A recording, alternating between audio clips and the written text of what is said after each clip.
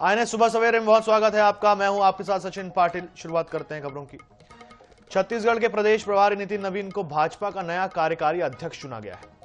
इस नियुक्ति के बाद माना जा रहा है कि उन्हें जनवरी 2026 में पूर्णकालिक अध्यक्ष के तौर पर चुना जा सकता है। भाजपा शीर्ष नेतृत्व के चुनाव में छत्तीसगढ़ की भूमिका अहम होगी। कैसी होगी छत्तीसगढ़ के नेताओं की राष्ट्रीय अध्यक्ष चुनाव में भागीदारी? राष्ट्रीय परिषद के सदस्य कैसे लेंगे चुनाव में हिस्सा? रिपोर्ट में देखिए। छत्तीसगढ़ में प्रदेश भाजपा अध्यक्ष का चुनाव काफी पहले हो चुका है। इस चुनाव में प्रदेश अध्यक्ष के साथ ही राष्ट्रीय परिषद में 17 नेता भी चुने जा चुके हैं। जनवरी में संभावित राष्ट्रीय अध्यक्ष के चुनाव में इन नेताओं की भूमिका बेहद अहम होगी। भाजपा के ये नेता राष्ट्रीय अध्यक्ष के चुनाव में प्रस्तावक और समर्थक तो बनेंगे ही, प्रदेश की तरफ से भी एक सेट नामांकन दाखिल किया जाएगा। भाजपा राष्ट्रीय अध्यक्ष के चुनाव में छत्तीसगढ़ की होगी अहम भूमिका। छत्तीसगढ़ के राष्ट्रीय परिषद सदस्य नामांकन की प्रक्रिया का बनेंगे हिस्सा। सीएम विष्णुदेव साय, दोनों डिप्टी सीएम बनेंगे प्रस्तावक समर्थक। सरोज पांडे, लता उसेंडी, बृजमोहन अग्रवाल भी राष्ट्रीय परिषद में शामिल। छत्तीसगढ़ के कुल 17 वरिष्ठ नेताओं को मिलेगा अवसर। जनवरी माह में संभावित है बीजेपी के राष्ट्रीय अध्यक्ष का चुनाव। छत्तीसगढ़ भाजपा के प्रभारी नितिन नवीन को बड़ा दायित्व सौंपा गया है। इससे देश भर के साथ ही छत्तीसगढ़ के भाजपा कार्यकर्ता भी उत्साहित हैं। लंबे समय से भाजपा के राष्ट्रीय अध्यक्ष को लेकर हलचल तेज है। ऐसे में यह माना जा रहा है कि जनवरी में अध्यक्ष का चुनाव हो सकता है। यही वजह है कि संगठन के भीतर खाने भी इसे लेकर तैयारियां की जा रही है। जी बिल्कुल, राष्ट्रीय परिषद की जो आगामी जो होगी, जिसमें राष्ट्रीय अध्यक्ष का चयन होना है और उसमें छत्तीसगढ़ से भी जो परिषद में मेंबर जो चुने गए हैं और वहाँ उस बैठक में रहेंगे और वहाँ जो भी प्रक्रियाएं होगी राष्ट्रीय अध्यक्ष जी के निर्वाचन की, उस प्रक्रिया में वो भाग लेंगे और वहाँ लगभग ये आने वाला, अभी ऐसा डेट तय नहीं हुआ है, लेकिन आने वाला समय में नए ईयर में ये प्रक्रिया कंप्लीट हो जाएगी। माना जा रहा है कि छत्तीसगढ़ भाजपा के प्रभारी और भाजपा के राष्ट्रीय कार्यकारी अध्यक्ष नितिन नवीन जेपी नड्डा की तरह कार्यकारी अध्यक्ष से अध्यक्ष के रूप में प्रमोट होंगे। यही वजह है कि संगठन चुनाव को लेकर हलचल तेज है। नितिन नवीन का जुड़ाव छत्तीसगढ़ से विशेष रूप से रहा है, इसलिए छत्तीसगढ़ के नेता भी उनके चुनाव को लेकर खासे उत्साहित नजर आ रहे हैं। रायपुर से आईएनएस 24/7 के लिए गौरव शर्मा की रिपोर्ट। राजधानी भोपाल में लंबे इंतजार के बाद मेट्रो ट्रेन की शुरुआत हो गई है। मुख्यमंत्री डॉक्टर मोहन यादव और केंद्रीय मंत्री मनोहर लाल खट्टर ने भोपाल मेट्रो को हरी झंडी दिखाकर रवाना किया। दोनों नेताओं ने सुभाष नगर से एम्स तक मेट्रो में सफर भी किया। मेट्रो ट्रेन का पहला फेज करीब 6 किलोमीटर लंबा है। इसका न्यूनतम किराया 20 रुपए निर्धारित किया गया है। रिपोर्ट देखिए। पहले फेज में मेट्रो ट्रेन सुभाष नगर से एम्स तक जाएगी। इसमें कुल 8 रेलवे स्टेशन शामिल है। स्टेशनों और ट्रेन को फूलों से सजाया गया। भोपाल मेट्रो रविवार से आम यात्रियों के लिए शुरू होगी। इससे शहर के सार्वजनिक परिवहन को नई गति मिलेगी और ट्रैफिक दबाव कम होने की उम्मीद है। भोपाल मेट्रो का संचालन अभी सुबह 9 बजे से शाम 7 बजे तक किया गया है। इस मौके पर मुख्यमंत्री ने कहा कि क्षेत्रीय बैठकों के माध्यम से विकास के नए प्रयोग किए जा रहे हैं, जहां अन्य राज्यों से सीखने और जुड़ने का अवसर मिल रहा है। प्रधानमंत्री मोदी के नेतृत्व में सरकार संकल्पित है और जल्द ही भारत विकास के हर क्षेत्र में अमेरिका जैसे देशों को पीछे छोड़ देगा। इंदौर में अंडरग्राउंड मेट्रो की अनुमति और भोपाल में 7 किलोमीटर के ट्रैक पर मेट्रो का संचालन प्रदेश के इतिहास में एक स्वर्णिम अध्याय की शुरुआत है। ट्रेन से भोपाल इतना सुंदर है, इसका एहसास भी हो रहा है। कहीं ऊपर से ब्रिज से कोई गाड़ी ऐसे लग रही है जैसे ट्रेन के ऊपर गाड़ियां जा रही हो। मेट्रो जहां भी चलती है वहां विकास को पंख लग जाते हैं। विकास का नई एक कहानी प्रारंभ होती है और मैं मान के चलता हूं कि जिस प्रकार से माननीय प्रधानमंत्री जी के नेतृत्व में अलग अलग सौगातें मिल रही है, इसमें शहरी दृष्टि से, शहरी ट्रांसपोर्ट की दृष्टि से यह बहुत बड़ी सौगात है। सुभाष नगर से एम्स तक कुल 8 मेट्रो स्टेशन बनाए गए हैं। अभी ट्रेन सुभाष नगर, केंद्रीय स्कूल, डीबी मॉल, एमपी नगर, रानी कमलापति, डीआरएम ऑफिस, अलकापुरी और एम्स स्टेशन पर रुकेगी। कार्यक्रम के मुख्य अतिथि केंद्रीय मंत्री मनोहर लाल खट्टर ने कहा कि देश बहुत तेजी से विकास कर रहा है और हम आने वाले समय में दुनिया में बड़ी शक्ति बनने जा रही है। तो आज इस मेट्रो पर चलने से मैं जब देश भर की बात करता हूँ तो कुल मिलाकर के आज ये 26वां शहर है जहां मेट्रो ने अपनी शुरुआत की है। मध्य प्रदेश इंदौर के बाद आज भोपाल में ये मेट्रो शुरू की गई है। 7 किलोमीटर की ये लाइन आज चालू हुई है। आने वाले 2 वर्ष में 30 किलोमीटर की जो दोनों लाइनें यहाँ निर्माणाधीन हो जाएंगी, अब वो 2 वर्ष के अंदर पूर्ण होंगी और भोपाल को एक कोने से लेकर दूसरे कोने तक हर नागरिक को मेट्रो का सफर करने का एक आनंद मिलेगा। दिसंबर से भोपाल मेट्रो में आम लोग सफर कर सकेंगे। सुबह 9 बजे से आम लोगों के लिए पहला सफर एम्स स्टेशन से शुरू होगा। अभी दोनों तरफ से शाम तक कुल 17 ट्रिप लगाई जाएंगी। इनमें से एम्स से सुभाष नगर के बीच 9 और सुभाष नगर से एम्स के बीच 8 ट्रिप शामिल हैं। सभी स्टेशनों पर एस्केलेटर, लिफ्ट और रैंप भी बनाए गए हैं। Bureau report, INH news, Bhopal.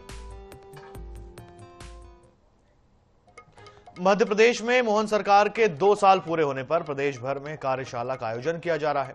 इसी कड़ी में ग्वालियर विधानसभा में कार्यशाला का आयोजन हुआ। कार्यशाला में ऊर्जा मंत्री प्रद्युमन सिंह तोमर भी शामिल हुए।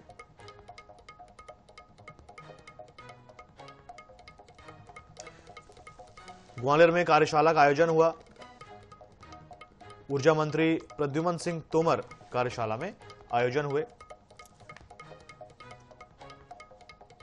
मुख्यमंत्री डॉक्टर मोहन यादव के 2 साल पूरे हो गए हैं बतौर मुख्यमंत्री और इसी मौके पर यह कार्यक्रम का आयोजन ग्वालियर में भी किया गया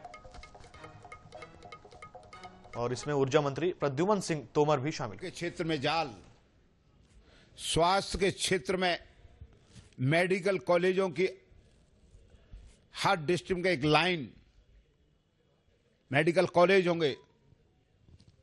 आप ये देखिए, लाडली बहनाओं को 1500 रुपए, किसान सम्मान निधि, औद्योगिक क्षेत्रों में प्रगति, उद्योगों की भरमार हो रही है, हर हाथ को रोजगार मिले। ये काम मध्य प्रदेश की सरकार माननीय डॉक्टर मोहन यादव जी के नेतृत्व में कर रही है। छत्तीसगढ़ की जशपुर से दिल दहला देने वाली घटना सामने आई है, जहां जिले के सन्ना थाना क्षेत्र में मामा ने 3 माह के दूध मुंहे मासूम को कुल्हाड़ी के डंडे से मारकर मौत के घाट उतार दिया। दरअसल नन्हेसर गांव में संगीताबाई और आरोपी रत्नू राम की पत्नी के बीच कुएं से पानी भरने को लेकर विवाद हुआ, जिसके बाद आरोपी की पत्नी ने विवाद की बात आरोपी को बताई और इसके बाद आरोपी संगीताबाई पर कुल्हाड़ी से हमला करने गया, लेकिन महिला जान बचाने के लिए झुकी और कुल्हाड़ी का पिछला हिस्सा 3 माह के बच्चे को जा लगा, जिससे मासूम की मौके पर ही मौत हो गई। घटना की जानकारी मिलने पर पुलिस ने आरोपी मामा को गिरफ्तार कर जेल भेज दिया।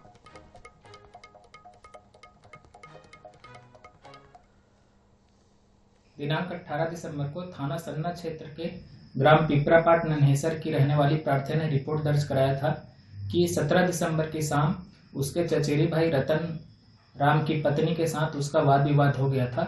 प्रार्थिया बचने के लिए जब झुकी तो उसके पीठ में बंधा हुआ 3 माह का बच्चा को टांगी का हत्था लग गया और उसकी मौके पर ही मृत्यु हो गई। उक्त रिपोर्ट पर थाना सन्ना में PNS की धारा 103 के तहत अपराध दर्ज कर विवेचना की जा रही थी। आरोपी को विधिवत गिरफ्तार कर न्यायिक रिमांड पर जेल भेजा गया है। मऊगंज जिले में अवैध नशीले पदार्थों के खिलाफ चलाए जा रहे अभियान के तहत हनुमाना पुलिस को बड़ी सफलता मिली है। हनुमाना पुलिस ने अवैध नशीली कफ सिरप की तस्करी करते हुए 3 आरोपियों को गिरफ्तार किया है। इस कार्रवाई में पुलिस ने 14 लाख रुपए से अधिक की मशरूका जब्त की है।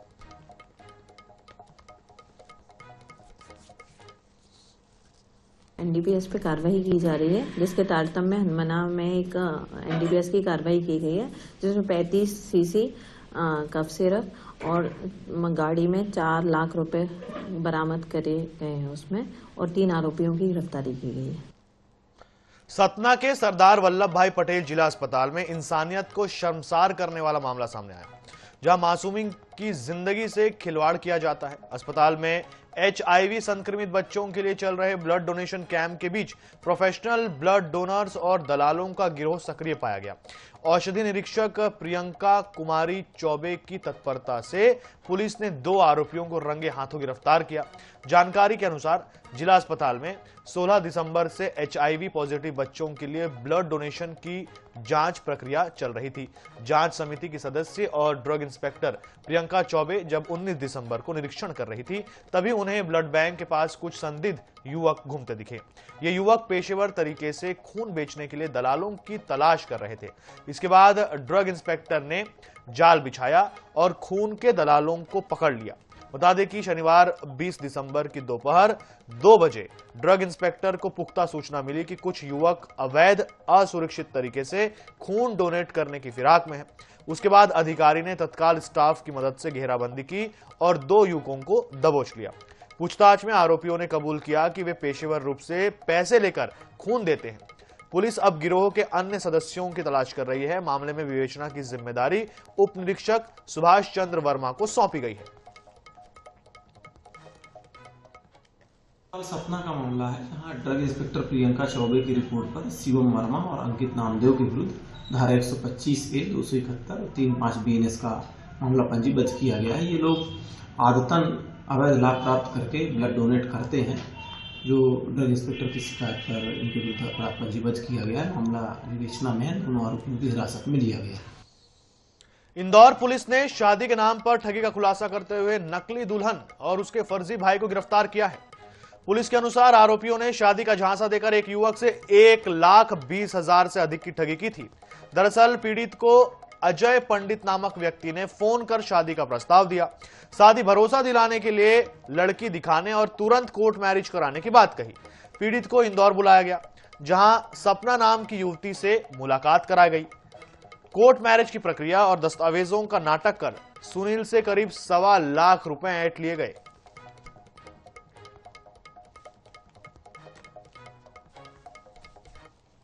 हाँ, ये एक अभी घटना संज्ञान में आई हुई है, जिसकी प्राथमिकी 319, 318, 64 के तहत BNS के तहत मामला पंजीबद्ध कर लिया गया है।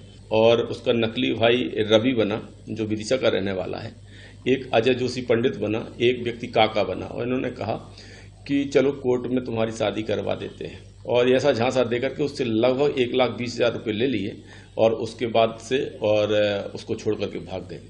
तत्काल में घटना को संज्ञान में लेकर के जो नकली दुल्हन है सपना, उसको गिरफ्तार कर लिया गया है। जो नकली भाई बना हुआ था रवि, उसको गिरफ्तार कर लिया गया है। 2 अन्य लोग अभी फरार हैं, जिनकी पतारसी के प्रयास किए जा रहे हैं। मध्य प्रदेश हाईकोर्ट में 17 दिसंबर को सिंगरौली स्थित अदानी ग्रुप के धिरौली कोल माइन प्रोजेक्ट को लेकर अहम सुनवाई हुई।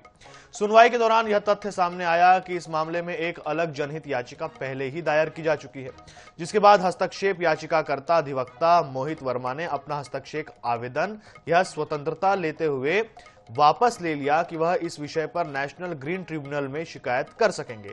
इसके बाद बैढन जनपद पंचायत अध्यक्ष सविता सिंह के दायर या जनहित याचिका को हाईकोर्ट ने स्वतः संज्ञान की मुख्य याचिका के साथ जोड़ दिया, जिससे सिंगरौली का यह मामला सीधे अदालत की निगरानी में आ गया। याचिकाकर्ता की ओर से अधिवक्ता ब्रह्मानंद पाठक ने कोर्ट को बताया कि हाईकोर्ट के स्पष्ट आदेश के बावजूद अदानी ग्रुप के कोल माइनिंग प्रोजेक्ट के लिए सिंगरौली में करीब 6 लाख पेड़ों की कटाई जारी है। इस याचिका में पहली बार Startech mineral resources private limited और अदानी कॉरपोरेट के धिरौली कोल ब्लॉक प्रोजेक्ट के मैनेजिंग डायरेक्टर को प्रतिवादी बनाया गया है। अदालत ने स्पष्ट किया कि पूरे मध्य प्रदेश में पेड़ कटाई पर पहले से ही रोक लागू है। कोर्ट ने अगली सुनवाई में सरकार से यह स्पष्ट जवाब मांगा है कि अब तक कितनी जगहों पर पेड़ कटाई की अनुमति दी गई। यह भी साफ कर दिया कि एनजीटी की अनुमति के बिना पूरे मध्य प्रदेश में एक भी पेड़ नहीं काटा जा सकता।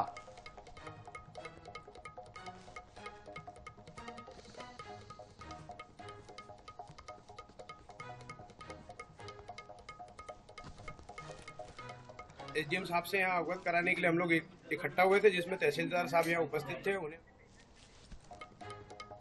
नेपानगर में वार्डों में व्याप्त समस्याओं को लेकर पार्षद खासे परेशान हैं। परेशानियों के निराकरण के लिए पार्षदों ने एसडीएम के नाम पर नायब तहसीलदार को ज्ञापन सौंपा। वार्ड 1 से 5 तक के पार्षदों ने जानकारी दी कि वार्ड 20 के 6 वार्डों में नल जल योजना का कार्य अधर में है। इस कारण से लंबे समय से पानी की परेशानी बनी हुई है। जो पानी आ रहा है वो भी साफ नहीं है। वार्डों में निर्माण कार्य भी अधूरे पड़े हुए हैं। पार्षदों ने चेतावनी दी है कि 7 दिनों में मांगे पूरी नहीं की गई तो क्रमिक भूख हड़ताल पर बैठ जाएंगे।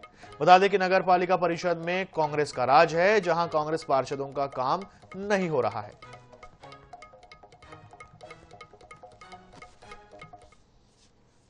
एसडीएम साहब से यहाँ अवगत कराने के लिए हम लोग इकट्ठा हुए थे, जिसमें तहसीलदार साहब यहाँ उपस्थित थे। उन्हें हमने अपनी समस्या से अवगत कराया और जल्द इसका निराकरण हो, समस्या का समाधान हो और आम जन को राहत हो। इसमें हम लोगों ने 7 दिवस का समय भी दिया है कि हमारी समस्या का 7 दिन में समाधान नहीं होता है तो इसके आगे हम क्रमिक भूख हड़ताल करेंगे। आज वार्ड क्रमांक 1 से लेकर 5 तक जो पार्षदगण आए हैं, उन्होंने ये बताया है कि हमारे वार्ड में पानी की समस्या है। नल जल योजना का जो लाभ हमें मिलना चाहिए था वो हमें नहीं मिल रहा है और पानी भी स्वच्छ और साफ नहीं मिल रहा है, मटमैला और गंदा पानी मिल रहा है। तो ये समस्या का समाधान के लिए उन्होंने आज ज्ञापन दिया। उज्जैन के इंजीनियरिंग कॉलेज ग्राउंड पर सर्व सनातनी संस्था ने रामधुन के साथ 1.5 लाख सामूहिक हनुमान चालीसा का पाठ किया। इस कार्यक्रम को प्रशासन ने नियमों का हवाला देकर छोटा कर दिया गया था। 2 दिन पहले उज्जैन जिले के करीब 20,000 लोगों को निमंत्रण दिया गया था। बता दें कि शनिवार को होने वाले 1.5 लाख हनुमान चालीसा के पाठ में भी कम ही संख्या में लोग पहुंचे।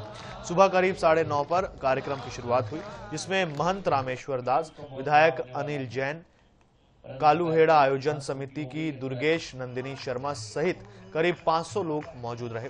सभी ने एक साथ हनुमान चालीसा का पाठ किया। श्री राम बाल कृष्ण सोसाइटी की कोषाध्यक्ष दुर्गेश नंदिनी शर्मा ने बताया कि जो आयोजन होने वाला था वो पूरी तरह से सफल रहा। प्रदेश स्तर का 1.5 लाख हनुमान चालीसे का पाठ का भव्य आयोजन रामकृष्ण मंडल के नेतृत्व में पिछले 2 महीने से तैयारी की जा रही थी और आज भव्य और अलौकिक सफल आयोजन हनुमान चालीसा का किया गया, जिसमें माननीय रामेश्वर जी महाराज, सिंहस्थ समिति अखाड़ा अध्यक्ष अनिल कालूखेड़ा जी, विधायक उत्तर एवं तमाम गणमान्य एवं महान संत सब हाजिर रहे। उनके बीच में कार्यक्रम को भव्यता प्रदान की। हनुमान चालीसा पाठ का था। 1,51,000 लोगों के द्वारा ये पाठ पूरा किया जाना था, पर जैसे प्रशासन का आदेश था कि संस्थाएं ज्यादा सामूहिक रूप से कोई भी कार्य ना करें, तो उस आदेश का हमने पालन किया और जनता को सूचित करके कम उसमें इस को कराया। चलिए दुर्ग से आपको बड़ी खबर बताते हैं। निजी कंपनी के सर्वे पर कांग्रेस का हंगामा। निजी सर्वे एजेंसी ने लोगों से सवाल पूछे। पूर्व मुख्यमंत्री भूपेश बघेल जेल जाएंगे क्या? बेटा पहले से जेल के अंदर है। गुस्साए कांग्रेसियों ने थाने का घेराव कर दिया। जिलाध्यक्ष महापौर थाने में बैठे। कांग्रेसियों ने भट्टी थाने का घेराव किया। तो ये सर्वे निजी कंपनी का, और इस सर्वे में जो सवाल पूछे गए उससे कांग्रेस पार्टी के कार्यकर्ता नाराज हो गए। नाराज होना लाजमी है क्योंकि पूर्व मुख्यमंत्री को लेकर सवाल किया गया। निजी सर्वे में एजेंसी ने लोगों से सवाल किया, क्या पूर्व मुख्यमंत्री भूपेश बघेल जेल जाएंगे? उनका बेटा पहले से ही जेल के अंदर है, ये सवाल था। और उसके बाद कांग्रेस पार्टी के कार्यकर्ता गुस्से में आ गए। उन्होंने थाने का घेराव कर दिया। जिलाध्यक्ष और महापौर थाने में बैठ गए। कांग्रेसियों ने भट्टी थाने का घेराव किया। शराब घोटाला मामले में चैतन्य बघेल जेल में है और इसी को लेकर ये सवाल किया। इंदौर में आवारा कुत्तों की बढ़ती समस्या को लेकर हाईकोर्ट ने नगर निगम को कड़ी फटकार लगाई। जनता की सुरक्षा को देखते हुए हाईकोर्ट ने इस मामले में स्वतः संज्ञान लिया है। सुनवाई के दौरान नगर निगम ने बताया कि 2,39,000 स्ट्रीट डॉग्स की नसबंदी की जा चुकी है, जिस पर कोर्ट ने बिफरते हुए कहा कि ऐसे कई मामले सामने आ रहे हैं जिनमें नसबंदी के बाद भी आवारा कुत्तों की तादाद बढ़ रही है। हाईकोर्ट ने सख्त टिप्पणी करते हुए कहा कि नसबंदी के नाम पर बहुत बड़ा घोटाला होने की संभावना नजर आ रही है। इसके अलावा कोर्ट ने कार्रवाई नहीं करने पर न्यायिक जांच करवाने की चेतावनी दी।